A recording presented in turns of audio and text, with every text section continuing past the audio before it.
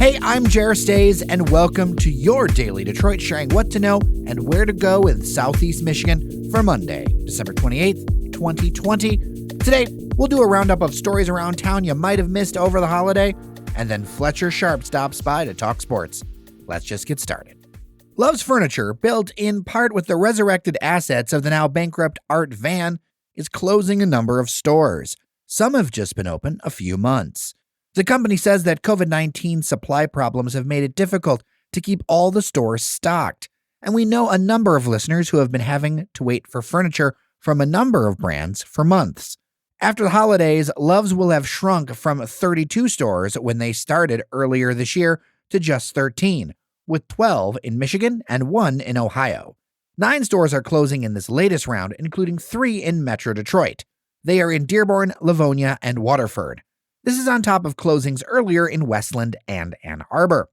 Those 2 stores are going to become Value City furniture locations. According to a number of media reports, Love's is also in significant debt. This includes $750,000 to a Detroit-based sign maker. The company's CEO says they got a bit overextended and plan to, quote, catch up, unquote, on what they owe. Detroit's Cultural Center is getting free outdoor public Wi-Fi thanks to a $500,000 grant. The money from the John S. and James L. Knight Foundation will pay for the network and will cover the areas around the Charles H. Wright Museum of African American History, the Detroit Public Library, the College for Creative Studies, and other nearby institutions. The technology will be an extension of Wayne State University's existing public Wi-Fi system. Although the Wi-Fi is the centerpiece of the project, the money will also help the Detroit Cultural Center Planning Initiative make a new digital strategy happen in the next year, as well as a new website.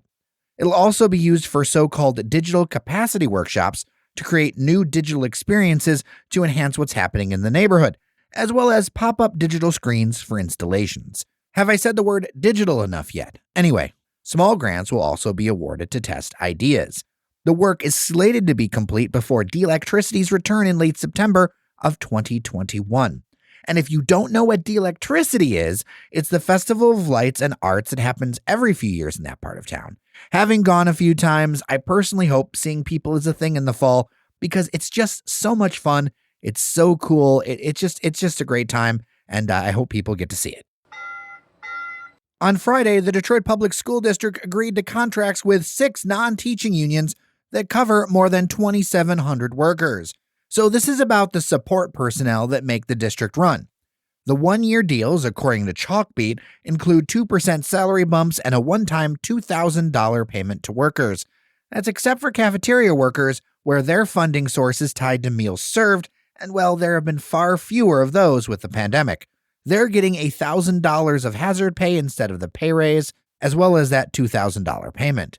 Not all unions have ratified the agreements quite yet, though.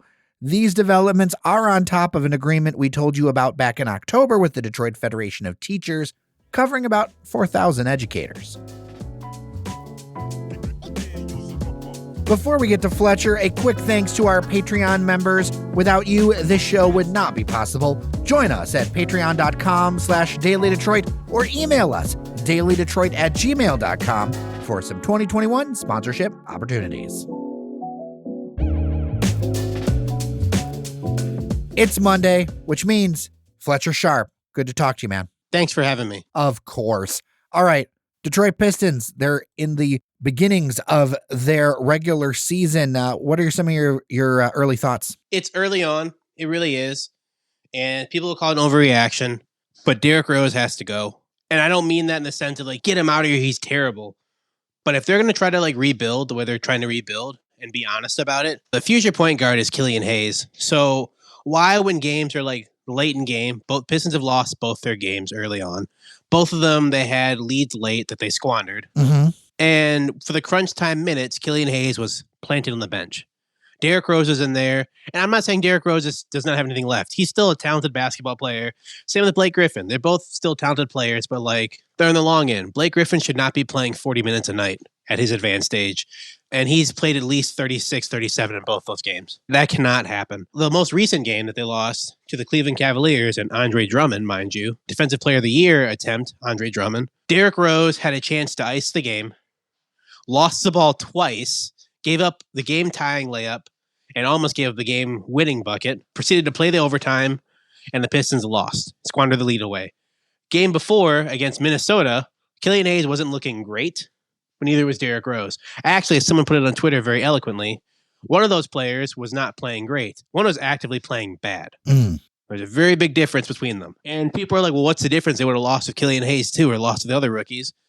If they lose with the rookies gain experience. If they lose with the older players, they're just losing with older players. There's going to be the opportunity for those younger players because both Blake Griffin and Derrick Rose are going to be out tonight against the Hawks. I know a lot of people listening to this episode might not be picking it up until after tip-off, but I think that's interesting that both of those players are basically on the injured list. Well, yeah, because they're old. Young Blake Griffin was jumping out of the gym, doing a bunch of stuff. Older Blake Griffin's become this like perimeter shooting, shoots three-pointers, a lot of pump fakes, a lot of body rolls, a lot of layups. He doesn't really dunk the ball anymore because his knees might actually explode. Same with Derrick Rose. Derrick Rose still cuts to the hoop, still plays fast, cutting to the hoop, but he can't get up like he used to because his leg literally gave out on him. We all watched it when he was younger. And like he's been trying to recover from that ever since. And that's not their faults. But like if we're really trying to rebuild, these players can get some playing time as supplemental roles than helping the younger talent, flourish. But if we're not expecting to go to the playoffs or win a championship or anything of the sort, like these kids should be getting way more time. Like, yes, it's good that they start, and yes, it's good that they contribute, but like when it's crunch time, late in games, I think the most damning thing about that, especially with the Cavaliers, is the fact that the Cavaliers are all young, save for Kevin Love and Andre Drummond. So like we watched a young team play us in crunch time against our old players and take over against our players when our young players could have been in there getting experience. So like that's frustrating. I know it's only 2 games in. Dwayne Casey spoke on it, and he's like, look, right now we're trying to ramp up to getting them more playing time, get them more experience. If I'm in the same spot that I am now at the end of the season as I am in the beginning, that's when we should be worried. So we're going to give him some time, obviously. Give him some time for the season to work some stuff out. Let the players get way more acclimated to playing. I just think you can't really let Killian Hayes get the full reins until you get rid of Derrick Rose. Trade him to some team who needs a veteran backup guard, veteran starting guard to contribute. Get some other younger players back. Get some cash considerations, whatever. Do something to where like it shows that you're putting your full support behind your younger players. Again, it's early on, so I know it's a big overreaction. It's only 2 games in. Pistons could still right the ship a little bit. And like while they won't make the playoffs, still compete with these younger kids. But like I'd like to see that happening a bit sooner over later. Yeah, Griffin did more than 40 minutes in the last game, and Rose did more than 30. So that's a lot of time where maybe they could have dialed that back a little bit. And I agree with you. Give those younger players some more time on the court. Let's move on over next to the Detroit Lions, which, for me, that was a speechless, man. That was terrible. I mean, I don't really know what people expected. The Lions have made average quarterbacks look really good. So even if they take the corpse of a really great quarterback, he's going to look super stellar. He's going to look like he's back. I have a friend who's a Tampa Bay Bucks fan who was like, man, the Bucks are really carving teams up. I'm like, it's the Lions. Like, relax. You should not be getting super excited about this. It's the Lions. Next week, you'll go back to having your offense look all right. This week, you guys are going to look fantastic because the Lions could barely put a sheet on a bed, let alone actually cover a real defense. I don't know, man. I think it should just clear people's delusions about the Lions in any way, shape, or form, because this is what happens when we play playoff-bound teams, right? The Buccaneers aren't the world's greatest team known to man, but they did clinch a playoff spot, and this is what it looks like against a team that actually knows how to play football. And I'm not saying the Bucs are the best in the world, but any team that's like functionally alive just incinerates these guys. I mean, it's not really even the fans that need waking up because the fans are well aware of it. It's the front office that needs waking up of like, look, you don't have the pieces you need to compete right now. And once you guys finally let that sit in and like let it be known that you guys are not going to compete with what you have right now, going into the offseason, there should be no question what they need to address because it's definitely the defense. Because 3 times they've been on national TV where people have looked at them hard, and 3 times they've been embarrassed horribly. It should not be a thing anymore about what needs to be fixed. They need to go in there, get some actual people who want to contribute. No problem to Darrell Bevel. This is not really his fault. Like, he's an interim coach. We're not faulting him. This is still Matt Patricia's fault for building the team this way. They're running off the same similar sets they set up earlier in the season because rehauling your offensive defenses late into the season is a terrible thing to do. It'll only get you beat even worse than you are right now. So you got to stick with what you have before you go into the offseason and change stuff up. I will say this, for people trying to blame Matt Stafford, it wasn't his fault. He barely played this game, but it also shows how important, even the people who don't like him, it shows how important he is to the Lions because their backup is Chase Daniel, and that guy had a decent college career, and that's really it. That guy's not an NFL quarterback. And I'm not saying that like I am an NFL quarterback, like I'm an armchair guy who's like, I can go out there and give him, 200 yards or something. Chase Daniel is a professional clipboard holder. He made his calling with the New Orleans Saints behind Drew Brees. Whenever he went into the game for Drew Brees, Saints did not do very well. I don't really know why you decided to choose that guy as your backup, but hey, we need to draft a quarterback for Stafford. Let the young guy come in. Don't do like the Miami Dolphins who drafted a young quarterback. Let Tua come in and play a bit, then took him out. Get a young guy in there, let him get a chance to play. Whether it's a high draft pick, middle draft pick, whatever, you need to let someone else come in there and kind of take control of the team. The Lions need a new quarterback. The Lions need defense. Not to say that Stafford's not doing the best he can, but like as we mentioned last episode, he's really beat up. And like probably his time in the city is done. And like that's not his fault. That's just how stuff shakes out sometimes.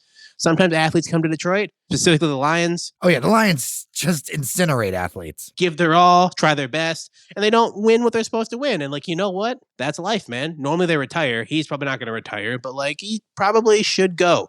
And not because I want to see him go or because I hate him or anything of the sort, but, like, it's an untenable relationship at this point. And I really feel like he's better suited somewhere else. Before we let you go today, I think it's important to talk about college basketball. University of Michigan pulled ahead of MSU. U of M's now ranked 15th nationally, MSU 18th. There's kind of been a change of fortunes with these two teams. Yeah, it's really been the inconsistency of Michigan State basketball. Michigan's been a bit more consistent, maybe had a bit of an easier schedule than Michigan State. But Michigan State has dropped two very not good games in the Big Ten season. As a result, they're 0-2 in the Big Ten season, which is not going to get it done, especially when you have teams like Michigan, Wisconsin, Iowa. Now you have to worry about Northwestern as well. You have to hold it together. Again, Michigan has had a bit of an easier schedule. They've been more consistent. They've rallied around their talented freshman center. Juwan Howard's really getting them guys going. It'll be interesting to see where they'll be when they actually meet each other for the first time later in the season. Thanks, Fletch. You're awesome. Follow him on Twitter, SaintFDW.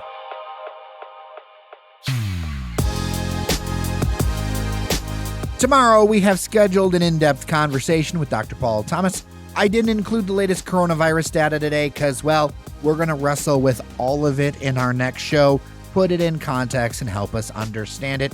That's all for today. Thanks so much for listening to Your Daily Detroit. If you have feedback, leave a voicemail at 313-789-3211. And there's our Daily Detroit Podcast Fans Facebook group, where a listener shared a cool Detroity thing that's in the opening sequence of the Gotham TV show. I think you'll want to check that out. Well, I'm Jer Stays. Take care of each other, and we will get through this together. Talk tomorrow.